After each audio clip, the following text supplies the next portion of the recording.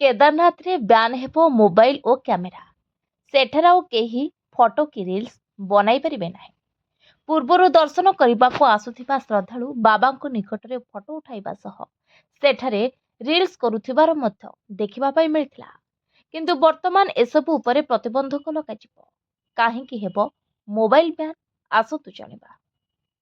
ପ୍ରତିବର୍ଷ ଲକ୍ଷ ଲକ୍ଷ ଶ୍ରଦ୍ଧାଳୁ ହଜାର କିଲୋମିଟର ଦୂରରୁ ବାବା କେଦାରନାଥଙ୍କ ଦର୍ଶନ କରିବାକୁ ଆସିଥାନ୍ତି। ଏଠି ପହଞ୍ଚିବା ମାତ୍ରେ ମୋବାଇଲ ଓ କ୍ୟାମେରା ବାହାର କରି ମନ୍ଦିର ପରିସରରେ ଫଟୋ ଉଠାଇବା ସହ ରିଲ୍ସ ବନାଇବାକୁ ଲାଗି ପଡ଼ନ୍ତି। ଏହାଦ୍ୱାରା ମନ୍ଦିରର ପରମ୍ପରା ଓ ଗରିମା ନଷ୍ଟ ହେବା ସହ ଦର୍ଶନ ପାଇଁ ଆସୁଥିବା ଅନ୍ୟ ଶ୍ରଦ୍ଧାଳୁ ବି ଅସୁବିଧାର ସମ୍ମୁଖୀନ ହୋଇଥାନ୍ତି। ଏହାଛଡ଼ା ମନ୍ଦିରରେ ବି ଭିଡ଼ ଅଧିକ ବଢ଼ିଯାଏ।